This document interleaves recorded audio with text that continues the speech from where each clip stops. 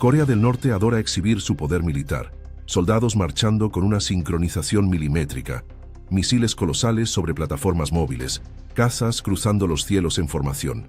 El mensaje es claro: no se atrevan a desafiarnos. Pero ¿y si todo esto fuera solo una fachada? Mientras Estados Unidos, China y otras potencias invierten en cazas invisibles, drones letales y armamento del siglo XXI, Corea del Norte aún depende de aviones de la década de 1950. Así es, máquinas diseñadas cuando el mundo todavía era en blanco y negro.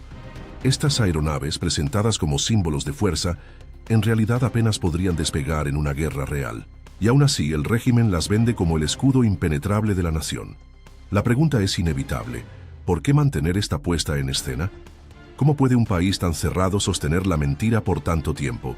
Y lo más importante, ¿qué pasará el día que esta ilusión sea puesta a prueba? Porque ese día va a llegar. Y cuando eso ocurra, el mundo no verá un combate aéreo, sino un colapso en tiempo real. En este video vas a ver lo que el régimen oculta a toda costa. Vas a entender por qué esos cazas no son más que latas voladoras y qué sucedería en las primeras horas de una guerra moderna. Si crees que ya lo has visto todo sobre Corea del Norte, prepárate. Lo que viene ahora te va a sorprender.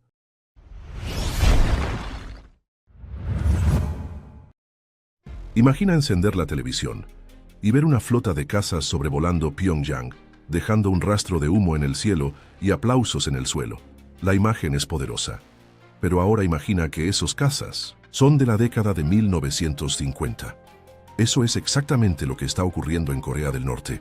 La fuerza aérea del país es un desfile ambulante de reliquias de la Guerra Fría, una especie de museo volador, solo que con personas dentro y motores que todavía intentan funcionar. Los principales modelos en operación hoy son el MiG-17, el MiG-19 y el MiG-21, cazas que alguna vez fueron respetados en la época en que Elvis Presley aún hacía giras.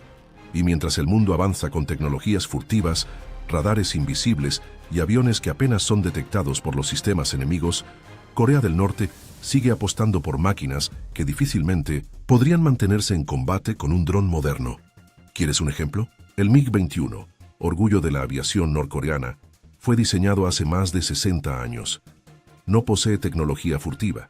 Su radar es extremadamente limitado y su autonomía de vuelo es tan baja que en un escenario de guerra real apenas saldría del territorio norcoreano antes de tener que regresar para repostar. Eso, claro, si no es derribado antes. Peor aún, especialistas señalan que más del 40% de la flota está inoperativa, almacenada en hangares deteriorados o canibalizada por piezas de otros aviones. Y aquí viene la cereza del pastel. Con las sanciones internacionales vigentes, el régimen de Kim Jong-un no puede comprar piezas nuevas ni actualizar los equipos. Resultado: mecánicos haciendo verdaderos milagros con cinta aislante, piezas adaptadas e improvisaciones de taller. Lo que debía ser una fuerza de disuasión se ha convertido en una broma estratégica. Hay informes de pilotos entrenando en simuladores analógicos o incluso en aviones civiles camuflados, dada la escasez de recursos. Y si crees que al menos compensan eso con cantidad, piénsalo de nuevo. Según estimaciones de la inteligencia surcoreana, menos de 150 cazas están en condiciones mínimas de vuelo, frente a cientos de cazas de última generación disponibles solo en Corea del Sur, todos con apoyo aéreo de Estados Unidos y Japón. O sea, en el papel, la Fuerza Aérea Norcoreana impresiona. En la práctica, sería aniquilada en minutos. Pero lo más aterrador no es el estado de los aviones, es cuánto insiste el régimen en vender al mundo la imagen de una potencia imbatible.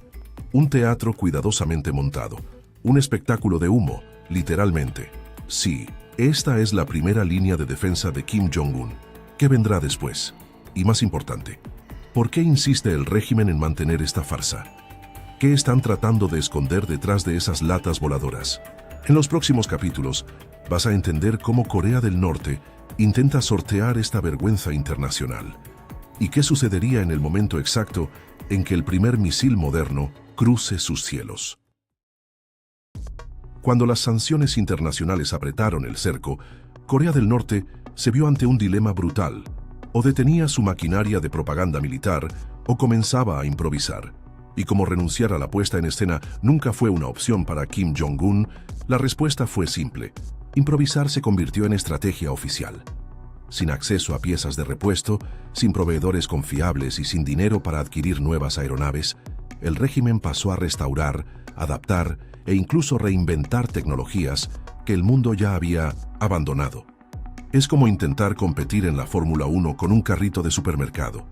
Los mecánicos, bajo órdenes directas del régimen, trabajan con piezas recicladas, componentes retirados de electrodomésticos y materiales de procedencia completamente dudosa. Hay informes de sistemas de navegación siendo adaptados con circuitos comprados en el mercado negro y de paneles de control reconstruidos a partir de equipos civiles.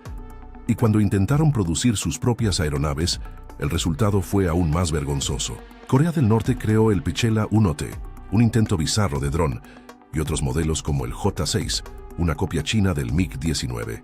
Pero nada de eso llegó a representar una amenaza real. En muchos casos, los aviones ni siquiera lograban completar un vuelo de demostración sin presentar fallas. Lo que debía ser una industria de defensa se convirtió en un teatro de marionetas. Kim Jong-un llegó a exhibir con orgullo el uso de aviones de hélice en desfiles militares, como el Antonov An-2. Este avión es tan antiguo que ya fue utilizado como aeronave agrícola en la Unión Soviética. Ahora, imagina este tipo de aeronave enfrentando a un F-35 norteamericano. Es como lanzar una piedra contra un caza invisible. Aún así, el régimen insiste en mantener la ilusión.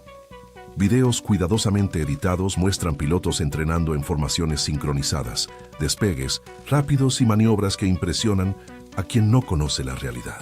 Pero lo que esos videos no muestran es que muchos de esos pilotos nunca han estado en combate. Entrenan poco, con poca gasolina, y en muchos casos realizan vuelos simulados sin despegar del suelo. El improviso va más allá de los aviones.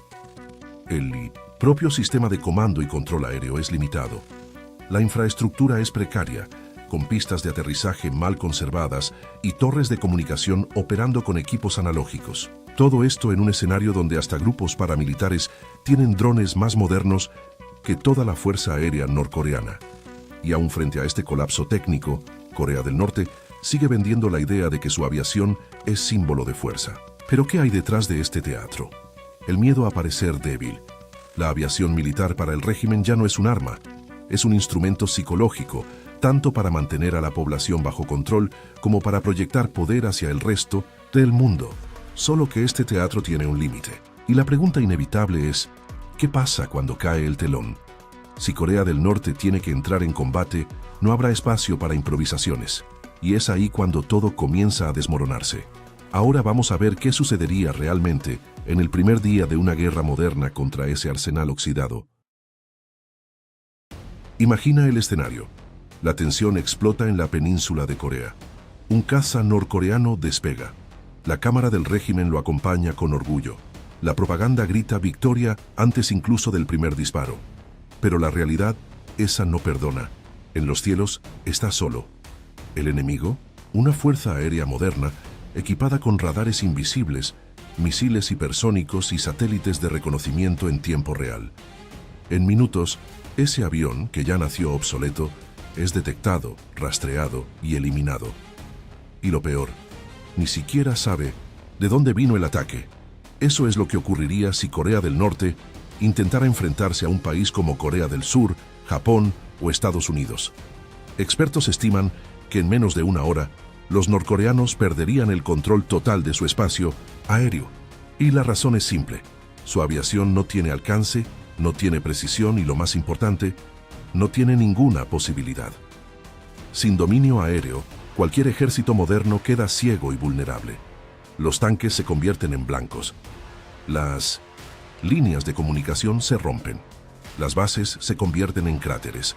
Corea del Norte, en ese escenario, solo tendría una opción: replegarse dentro de sus montañas y esperar a que pase el infierno. Pero el infierno, en este caso, vendría del cielo y no daría tregua. Ahora piensa en el impacto psicológico de esto.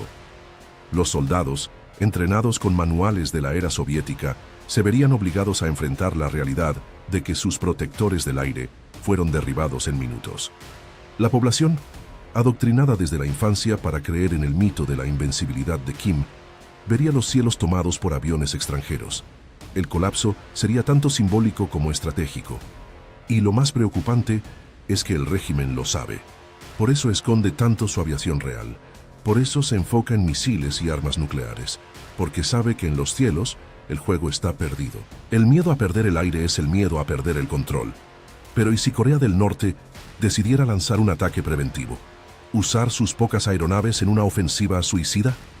El efecto sería el mismo que lanzar piedras contra un tanque.